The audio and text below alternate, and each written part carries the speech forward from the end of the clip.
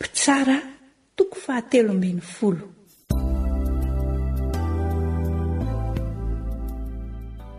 Ny nahaterahan'ny Samsona.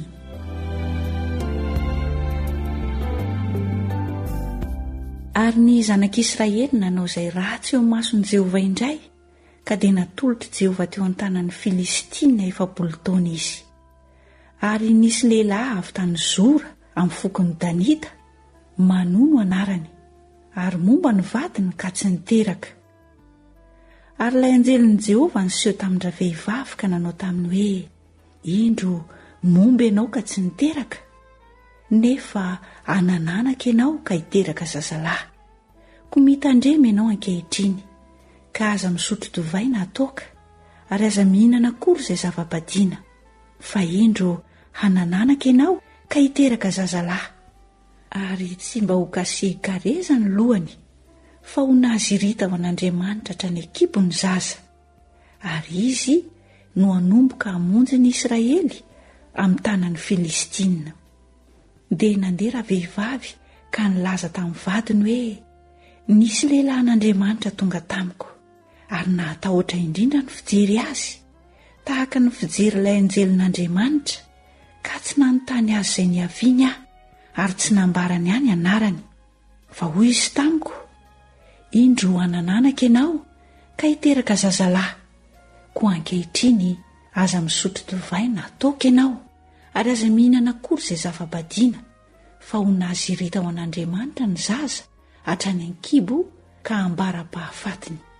Ary Manoa nangataka tamin'i Jehovah ka nanao hoe: ry Tompo, oka hankaty aminay indray ny lehilahy n'Andriamanitra, ilay efa nirahanao, ka hampianatra anay ny hitondranay ny zaza izay ho teraka. Ary Andriamanitra nihaino ny feon'ny Manoa, ka dia nakany amin'ireo vehivavy indray ilay anjelin'Andriamanitra. Raha tany an-tsaha izy, fa Manoa vadiny tsy teo aminy.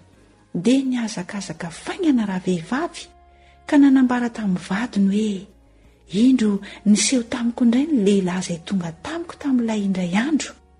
Dia nitsangany Manoa ka nandeha nanaraka ny vadiny, dia nakany amin'ireo lehilahy ka nanao taminy hoe: ianao moa ilay lehilahy niteny tamin'ireo vehivavy? Dia hoy izy: eny, izano izy. Dia hoy Manoa: raha tanteraka ilay teninao, ahoana nge no hitondranay ny zaza, ary inona no asany? Ary hoy ilay anjelin'i Jehovah tamin'ny Manoa: izay rehetra efa nolazaiko tamin'ireo vehivavy, dia aoka ho tandremany avokoa. Izay rehetra avy amin'ny voaloboka dia aza vela hohaniny, ary aza vela hisotro divay na toaka izy, na hihinana kory izay zava-badiana.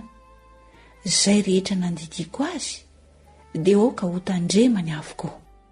Ary hoy Manoa tamin'ilay anjelin'i Jehovah: aoka mba ho tananay ianao, mandra-pamboatra izana-koso ho anao.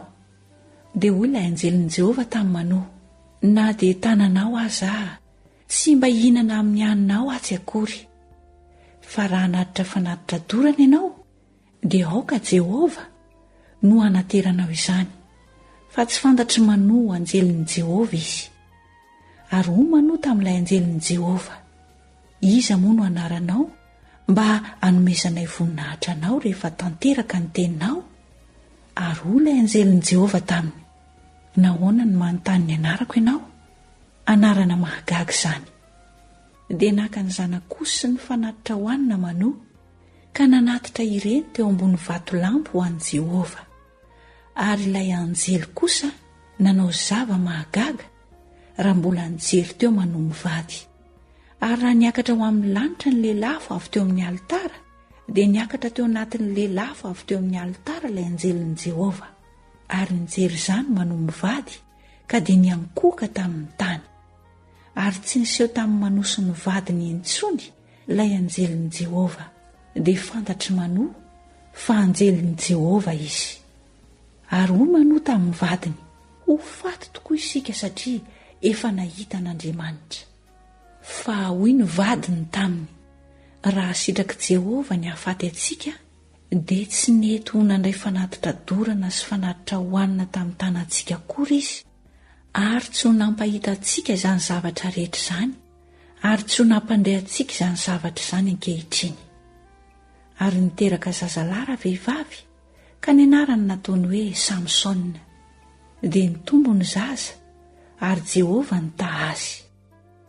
Dia niatoboka nanindry azy indraindray ny fanahin'i Jehovah tany Mahanedana teo anelanelan'ny Zora sy Estaola.